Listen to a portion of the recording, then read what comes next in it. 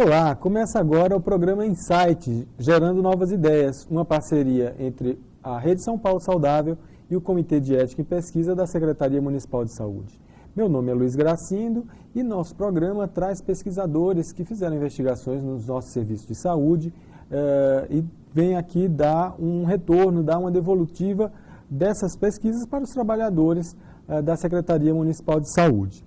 Você pode participar do nosso programa mandando sugestões, mandando suas dúvidas aqui para o e-mail canalprofissional@prefeitura.sp.gov.br. Hoje o tema do nosso programa é o gerenciamento de resíduos nas unidades básicas de saúde. Resíduos de serviço de saúde, comumente conhecidos como lixo hospitalar ou resíduo hospitalar, é o resíduo resultante da atenção à saúde, que é composto por seringas, agulhas, luvas, fraldas, etc. E que, como a gente vai saber aqui durante a entrevista, tem uma destinação diferente do lixo comum. Quem vai conversar com a gente sobre o assunto é a Ana Maria Maniero Moreira. Como vai, Ana Maria? Tudo bem, e você? Doutora Ana Maria Maniero Moreira é médica, especialista em saúde ambiental, mestre em ciências pela Faculdade de Saúde Pública da USP e doutoranda pela mesma faculdade. No seu mestrado, a doutora Ana Maria desenvolveu a pesquisa Gerenciamento de Resíduos de Saúde, um desafio para unidades básicas de saúde. A pesquisa da Ana Maria estará disponível brevemente no site da Biblioteca Virtual de Saúde, http://sms.sp.bvs.br. Ana Maria, eu gostaria que você começasse situando o telespectador em relação ao tema. Qual é a importância do gerenciamento dos resíduos de serviços de saúde? Eu vou começar explicando melhor para você o que são os resíduos de serviço de saúde, porque eles são todos aqueles resíduos gerados nesses estabelecimentos de saúde, nas atividades exercidas nesses estabelecimentos e que têm certas características que precisam um gerenciamento diferenciado. A Associação Brasileira de Normas Técnicas, eles definem esses resíduos de saúde assim. E a Anvisa, Agência Nacional da Vigilância Sanitária, e o CONAMA, Conselho Nacional de Meio Ambiente, eles criaram uma classificação para esses resíduos, dividindo esses resíduos em 5 grupos. Um desses grupos abrange os resíduos comuns, esses resíduos domiciliares que a gente tem nas nossas casas e que são resíduos recicláveis, não recicláveis. E ainda, os outros 4 grupos que são considerados mais perigosos. E entre esses... Nesse primeiro grupo está o papel, sim, simples... tudo exatamente o que a gente gera na casa da gente. Uma caneta que o médico usou e que acabou, e restos de comida, restos de toalete, né, dos banheiros. Sim. Então, todo tipo de resíduo. Esse é o tipo 1. Esse aí é o tipo... Não se chama 1, esse se chama resíduo tipo D. Eles têm umas letras na classificação. Tá. E esse é o resíduo comum. Agora, entre os outros, eles classificam. O resíduo A é o resíduo infectante. Né? O nome que deram para ele é resíduo infectante ou resíduo biológico. Né? Os resíduos B são os químicos e farmacêuticos. O resíduo C são os rejeitos radioativos. E o grupo E é formado pelos objetos pérfuro-cortantes. Então, esses grupos que eu falei, esses sim, eles têm um risco e podem causar várias coisas que eu vou explicar. Só que os objetos pérfuro-cortantes já têm até um duplo risco. Porque além deles poderem causar um ferimento, né? Eles, como um corte, uma perfuração, eles ainda, se estiverem contaminados, eles podem ainda causar uma doença infecciosa. Né? Muito bem. E segundo a Organização Mundial da Saúde, a periculosidade desses resíduos não é só para quem gera o resíduo, por exemplo, um médico, um veterinário, um dentista, um farmacêutico. Então, técnicos de laboratório, uma enfermeira, eles estão gerando. Mas o problema não é só com eles, porque quando eles descartam esses resíduos, né, se não for com um gerenciamento, se não for com um certo cuidado, ele pode gerar problemas e danos, né, para os pacientes que estão naquele local, para os visitantes, para o pessoal da limpeza, da lavanderia, da manutenção, e até para os profissionais que vão até essas unidades de saúde, esses estabelecimentos de saúde, buscar para fazer um tratamento e uma disposição final adequada. Certo. E, inclusive, eles também têm risco para o meio ambiente? Então, eles também causam... Olha, entre os riscos, né, que, por exemplo, dos resíduos infectantes, né, qual é o risco dos resíduos infectantes se eles não forem bem gerenciados, né? Os resíduos infectantes, eles podem causar doenças, né? Por exemplo, há evidências de que a AIDS, a hepatite B, a hepatite C, ela pode ser transmitida por uma agulha, por uma lâmina, um curativo, e pode transmitir essa infecção se esses materiais estiverem contaminados. Agora, não só os resíduos biológicos, os resíduos químicos também podem causar intoxicação na pessoa que manipula, pode causar lesões na pele, pode nos olhos, nas mucosas, nas vias respiratórias, se for inalado. Então, tem substâncias dentro dos estabelecimentos de saúde que são químicos considerados perigosos. E cada um desses tipos aí tem um tratamento. Os objetos pérfuro-cortantes também, né, eles são enquadrados e são tratados juntamente com os resíduos infectantes. Eles são considerados todos infectantes, porque só quem gerou é que sabe se estava contaminado ou não. Muito, muito importante, né? É. E quem é que faz a regulamentação e a fiscalização desse gerenciamento de resíduos? Bem, a nossa política nacional dos resíduos sólidos, que é até recente, ela é de 2000, foi regulamentada agora em 2010. Ela não trata sobre os resíduos de serviços de saúde, mas o Ministério da Saúde, através da Anvisa, né, que é a Agência Nacional de Vigilância Sanitária, o Ministério do Meio Ambiente, através do CONAMA, o Ministério do Trabalho e Emprego, através de normas regulamentadoras. Por exemplo, para o estabelecimento de saúde tem a NR32 do Ministério do Trabalho e Emprego. E também, além disso, nós temos assim normas técnicas da Associação Brasileira de Normas Técnicas, temos legislações estaduais e, às vezes, tem municípios que criam as próprias legislações, né, que abrangem, e a gente tem que atender a todas essas legislações. E, atualmente, como é que esses resíduos, eles, dentro de uma UBS, qual é o tipo de tratamento que eles devem ter? Então, não é bem o tratamento, o termo seria o gerenciamento. Certo. Né? Então, dentro das unidades básicas de saúde, deve existir um gerenciamento, né, para que esses resíduos sejam, de uma maneira segura, né, separados por esses tipos aí, porque se a gente mistura o infectante junto com o resíduo comum, a gente está contaminando aquele resíduo comum, então daí virou, todo ele virou resíduo infectante, né? Então, existe regulamentações, a Anvisa tem uma resolução, que é a 306, em que ela explica passo a passo como deve ser o gerenciamento dos resíduos em todos os estabelecimentos de saúde, independente do porte, né, do porte e da complexidade dele. Então, todos os estabelecimentos de saúde, eles têm que fazer um plano de gerenciamento.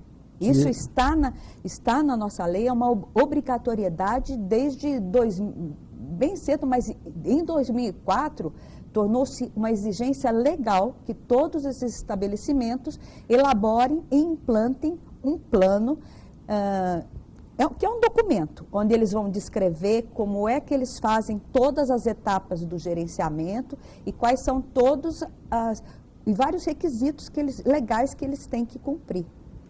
Muito bem, Ana. E então, a sua pesquisa, qual foi o objetivo dela? Então, eu me interessei pelo assunto quando eu comecei a fazer uma revisão bibliográfica internacional. E eu identifiquei que vários hospitais brasileiros e em outros países em desenvolvimento também, eles estavam apresentando falhas, são relatos de falhas de gerenciamento em vários hospitais em todo o mundo. Só que assim, a parte dos pequenos geradores não é muito explorada ainda. Então, eles ainda não dão a devida atenção para os pequenos geradores. E pequenos geradores seriam os consultórios, as clínicas, as unidades básicas? Aqui em São Paulo, uma legislação municipal é que dá uma classificação de que os pequenos geradores são aqueles que geram menos de 20 quilos por dia de resíduo perigoso. Né? Então, esses são considerados os pequenos geradores. Então, eu me interessei em estudar os pequenos geradores. Se os grandes já estão com problema, esses pequenos aí, eu achei que poderia, a situação, né? Qual a situação que poderia encontrar. Então, eu visitei várias unidades básicas e fiz entrevista com funcionários. E o que eu percebi? Eu percebi que eles pouco conheciam sobre os riscos que eles estavam se submetendo. Eles não conheciam a legislação, né? E não sabiam assim que precisava ter esse plano de gerenciamento de resíduo. Até eles precisavam ter um plano de gerenciamento de resíduo. Mas isso não é uma exigência da Anvisa? Então, é uma exigência, mas eles até o momento, a maioria desconhecia essa resolução 306 da Anvisa e eles não estavam sabendo, não tinham a informação técnica apropriada de que deveriam estar desenvolvendo. Alguns tinham até a intenção, mas eles nem sabiam como. Porque se faz a coleta, pelo menos o pérfuro cortante, se faz diferenciado, né? Isso, eles recebem algumas determinações, né? Eles separam, eles já estão fazendo isso, as gerentes já recebem da antiga gerente como é que se fazia aquilo, então tem mas não tem um plano de como fazer e como fazer cada vez melhorar esse desempenho. Né? Essa que é a intenção do plano de gerenciamento, é você estar consciente de como está ocorrendo e tentar melhorar isso daí. Muito bem, Ana. Qual foi a equipe que participou da pesquisa ou você trabalhou sozinha? Como foi uma pesquisa de mestrado, eu trabalhei sozinha, mas a minha orientadora é a professora Wanda Risso-Gunter. Ela é engenheira civil de formação e socióloga, e ela é professora e pesquisadora da Faculdade de Saúde Pública da USP. Então, foi mais quem foi a campo, conhecer as pessoas. E como é que foi o seu campo? Você teve dificuldade de chegar nas unidades? Foi bem recebida? Não, foi muito bom, porque assim, eu fui muito bem recebida, todo mundo, conforme eu fui explicando a importância dessa pesquisa, né, eles foram vendo que eles tinham mesmo a necessidade de melhorar, né, o desempenho deles, né? E para essa pesquisa eu criei uma ferramenta, como se fosse assim um checklist, em que eu chegaria lá, eu conseguiria, porque são várias resoluções, várias legislações, como eu falei. Então, foram agregadas todos esses requisitos legais em um checklist, em um documento, né, para se fazer uma avaliação prévia do estabelecimento. E conforme a gente vai avaliando, a gente vai percebendo o que é preciso fazer, né? Então, aquele checklist a gente via o que já tinha, o que estava acontecendo na unidade e o que ainda precisava fazer. Então, desse modo, surgiram as medidas corretivas que eles precisavam implantar. Ok. Né? Então, ao mesmo tempo, essa ferramenta faz um diagnóstico e identifica quais são as medidas corretivas, quais são as falhas deles, e daí, corrigindo essas falhas, a gente consegue montar um plano de gerenciamento para essa unidade. Então, com isso, eu analisei o gerenciamento em 4 unidades básicas de saúde. Ok. Para você que começou a assistir o canal profissional agora, meu nome é Luiz Gracindo e esse é o programa Insight, gerando novas ideias, uma parceria do Comitê de Ética em Pesquisa da Secretaria Municipal de Saúde e a Rede São Paulo Saudável.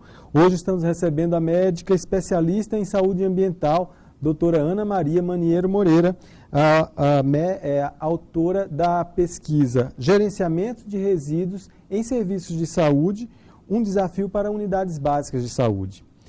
Então, continuando, Maria, fala um pouco dos resultados que você teve. Então, os resultados foram, além de eu ter criado essa ferramenta, que pode ser aplicada nessas unidades básicas e também em outros serviços, pode ser adaptada também para outros estabelecimentos de saúde, até para um hospital. Que então, a ferramenta foi construída a partir de uma revisão bibliográfica que você fez. Sim. Criou um instrumento, que é um questionário. É um checklist, como se fosse um checklist. Que ele é aplicado por você mesma ou pelo próprio... Nesse caso, fui eu que apliquei, mas ele pode ser aplicado por outras pessoas, por uma enfermeira, porque pelo plano de gerenciamento, cada unidade tem que ter um responsável pelo plano de gerenciamento. Tá? Então, essa pessoa seria a encarregada de ou formar uma equipe, né? E seguindo aquele checklist e assim consegue montar um plano de gerenciamento para a sua unidade. E como é que estava a situação das unidades pesquisadas no primeiro momento? A situação não estava boa, né? Mas durante um ano, eu, além de eu elaborar o plano de gerenciamento, eu acompanhei durante um ano a implantação desse plano nas 4 unidades. Qual eram os principais problemas que eram encontrados? Um dos problemas principais era a falta de identificação dos recipientes. Então, estava padronizado de que o lixo com o saco branco, o cestinho que tinha um saco branco, era para resíduo infectante, mas não tinha nenhum símbolo ali. Então, não tinha nessas unidades um programa de coleta seletiva. Né? E nós temos o programa municipal de coleta seletiva. E as próprias unidades, elas geram muita quantidade, muito papelão, muitas embalagens, e que eram misturados junto com os resíduos infectantes, ora com os resíduos comuns, e eram todos, e se eles estavam junto com os resíduos infectantes, eles estavam indo para tratamento. Então, a importância de identificar, de separar os recipientes, identificar os recipientes, para que seja feita uma separação, para que os funcionários saibam identificar o que ele está gerando e para que recipiente, para que destino vai ter aquele resíduo. E como é que estava a capacitação, o treinamento desses profissionais? Eles não tinham nem ideia. Como eu falei, era uma coisa que estava padronizado, e que tem a caixa de pérfuro cortante, existe uma caixa de pérfuro cortante, mas às vezes elas estavam mal localizadas em cima de uma pia, o que não pode. Então, tinha várias deficiências, né, que foram identificadas. Eu fiz um relatório de todas essas deficiências encontradas, né, e levei para discussão com os gestores, com os dirigentes, com os próprios funcionários, né, para ver quais eram as medidas corretivas que a gente iria implantando. Tinham medidas que podiam ser a curto prazo e tinha medidas que precisavam de um tempo maior. Por exemplo, os abrigos de infectantes, eles são separados, os abrigos, o armazenamento. Abrigo seria como uma lixeira, onde temporariamente ficam os resíduos gerados pela espera da coleta externa. Porque esse serviço, existe um serviço especial, por exemplo, aqui em São Paulo tem um serviço especial que vem buscar, é uma concessionária duas concessionárias da prefeitura, que vêm buscar esses resíduos e transportam para uma estação de tratamento. Certo. E só depois de tratado esses resíduos, tanto os químicos vão para um tipo de tratamento, os infectantes para outro tipo de tratamento, e só depois disso é que eles vão para disponibilizar num aterro. Eles não podem ir diretamente para um aterro. Então, no procedimento da sua pesquisa, você primeiro passou o questionário, fez o uso dessa ferramenta, as pessoas responderam, e aí o que estava falhando, você foi lá e conversou. E aí depois você mede, depois de um ano, né, eu esperei depois de um ano e fui fazer uma reavaliação para ver como é que estava, né. A parte quantitativa, o que era esperado é que fosse diminuir a geração de resíduos, tanto infectantes quanto comuns. Se a gente não jogasse os recicláveis e encaminhasse esses recicláveis para uma cooperativa, uma central de triagem de recicláveis, e eles pudessem ser aproveitados, nós iríamos reduzir aquela média diária de resíduos gerados, a média total, a média dos infectantes, né? E tudo isso, outros indicadores também. A gente conseguiu criar um indicador que seria assim, quanto de resíduo comum é gerado por atendimento em cada unidade básica de saúde. Normalmente os hospitais usam uma taxa de geração de resíduos que está com os leitos, dependendo do número de leitos que eles têm. Uhum. Nas unidades básicas não tem internação. Então, nós fizemos um indicador que pode ser usado pelas unidades básicas, que é dividir a quantidade gerada no dia pelo número de atendimentos. E também nós fizemos até pelos procedimentos, que nas unidades básicas existem procedimentos invasivos, que são as vacinas, curativos e outras... Injeções, né? Sim, fazem muito as aplicações, né? E todos esses geram uns resíduos, né, infectantes, considerados infectantes. Então, nós dividimos essa quantidade de resíduos infectantes pelos números de procedimentos daquele dia. Então, nós conseguimos criar também uma taxa de geração de resíduos infectantes também para unidades básicas de saúde. Então, após a implantação do plano de gerenciamento de resíduos nas unidades pesquisadas, qual foi o resultado? Bem, o resultado não foi bem o que a gente esperava, né? Porque, primeiro, que não houve a implantação do programa de coleta seletiva. Então, nós não conseguimos reduzir, né? E também a gente, pelo aquele checklist que eu fiz, por exemplo, nós conseguimos, eram 142 requisitos, exigências legais que precisavam ser cumpridas. Em uma das unidades básicas, nós conseguimos melhorar apenas 11% desses requisitos. Essa foi a melhor ou a pior? Essa foi a melhor. E as outras, 4% e 5%. Puxa vida. Foi bem, o resultado não foi bem o que a gente esperava, e nós nem fizemos uma segunda quantificação dos resíduos, porque nem adiantava, porque não tinha mudado, não tinham sido adquiridas os recipientes para recicláveis, não tinha sido combinado uma cooperativa vir buscar, não teve um maior envolvimento de todos, né? Os funcionários estavam querendo muito, estavam muito motivados para começar esse programa. Engraçado. Mas durante esse aparentemente ano as pessoas se interessam pelo assunto, né? Um assunto que é o lixo, né? Todo mundo se preocupa com isso. Mas de verdade parece que não existe motivação e desde que não existe uma política pública que chame a atenção, que cobre, que exija, realmente não acontece. Eu acho que a história do problema do lixo no nosso país é um pouco parecida com o resultado. É um tema deixado sempre de lado, né? Até quando?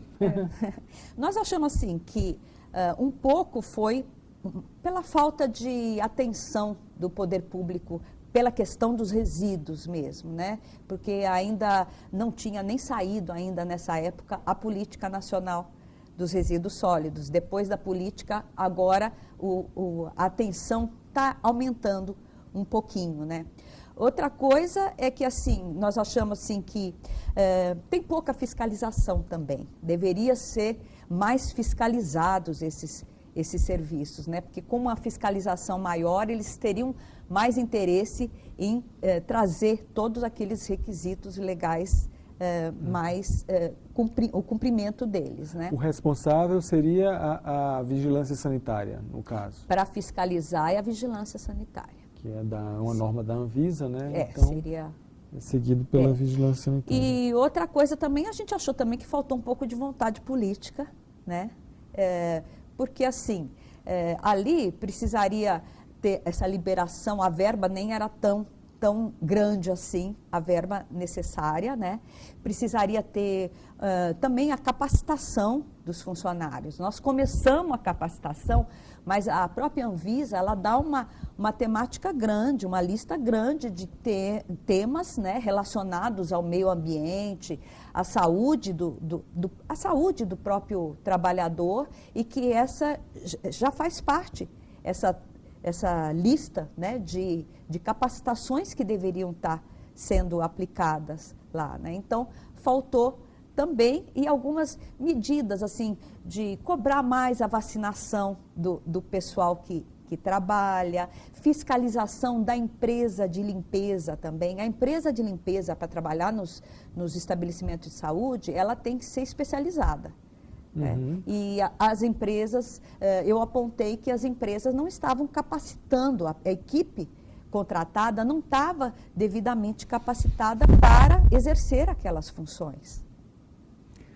Qual seria, então, a mensagem que você deixaria para o nosso trabalhador que viu o nosso programa, está preocupado com a destinação do resíduo do serviço de saúde?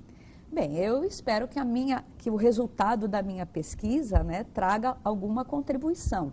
Uma contribuição que eu deixei é deixar a ferramenta pronta, né, para que qualquer unidade básica de saúde pode seguir esse roteiro, né, e eles próprios podem fazer o plano, né, e ir corrigindo, né, aplicando as medidas corretivas dentro do possível, né. E com isso eles podem, assim, não só essas 4 aí que já têm o plano, né, as outras poderão fazer o seu plano, e a gente vai poder até, se for, como é padronizado, né, a gente pode até comparar os resultados, né, os 142 requisitos, vamos ver qual é a unidade básica de saúde que está cumprindo, né, mais adequadamente. Ana, e como é que a gente acessa essa ferramenta? Essa ferramenta está disponibilizada na minha dissertação, né, no banco de teses da USP, né, a minha dissertação. E vai também agora para a Biblioteca Virtual de Saúde. Então, daí podem acessar e podem aplicar. Então, mais uma vez, o endereço é http://sms.sp.bvs.br. Essa devolutiva foi feita, Ana, para as unidades do resultado final? Nem todas.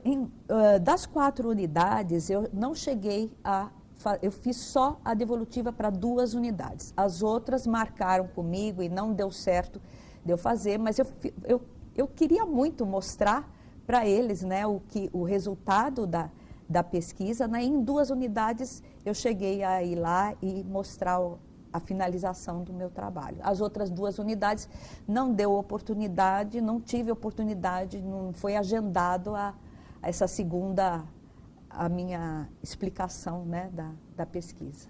O estudo vai ter continuidade, Ana?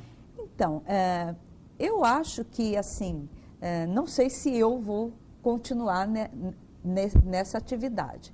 Mas eu acho que ainda precisa ser mais estudado isso. Precisaria aprofundar mais na parte dos químicos, que não deu para eu fazer muita E os químicos são importantes porque os químicos também não podem ser descartados no esgoto. Tem químicos que são gerados lá que não podem ser descartados no esgoto. Também precisam de um gerenciamento, de toda uma regulamentação que ainda, até nos hospitais ainda está um pouco precária, né? Mas a gente precisaria também aprofundar mais ainda nessa parte com os pequenos geradores também, sobre os resíduos químicos. Então, muito obrigado, Ana. Foi um prazer te receber. Estamos encerrando agora o programa Insight, Gerando Novas Ideias, que é um programa que hoje recebeu aqui no estúdio da Escola Municipal de Saúde a doutora Ana Maria Maniero Moreira, que é médica, especialista em saúde ambiental e falou com a gente sobre o gerenciamento de resíduos de serviços de saúde. Gostaria de fazer algum agradecimento, Ana? Eu queria agradecer o pessoal das unidades básicas, né? O nome das gerentes, os outros funcionários, o pessoal da farmácia e a equipe de limpeza também, porque elas participaram também de toda a minha maratona nessas unidades. Muito bem. E a sua orientadora? E a minha orientadora também, como sempre. Fala o nome dela de novo? A Wanda Risso Gunter. Ok. Eu sou o Luiz Gracindo e o programa Insight vai ao ar toda terça-feira às 14 horas aqui no canal Profissional. Aguardamos você no próximo programa. Lembrando que essa TV é feita por você e para você.